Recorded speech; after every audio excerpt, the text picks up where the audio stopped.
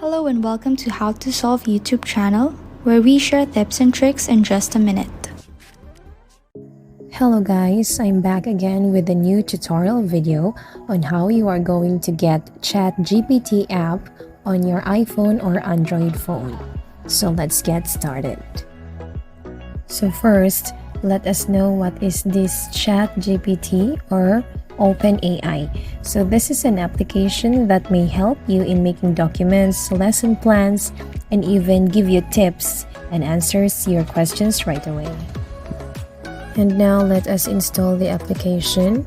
Go to your Play Store and type down the OpenAI ChatGPT word in the search bar.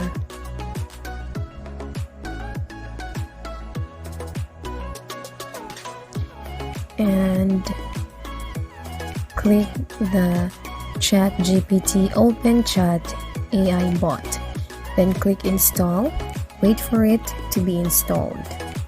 And if it is already finished installing, you can now simply open it and just agree and continue and choose which language do you prefer, and then you can now start chatting. You can now start asking questions to your ChatGPT.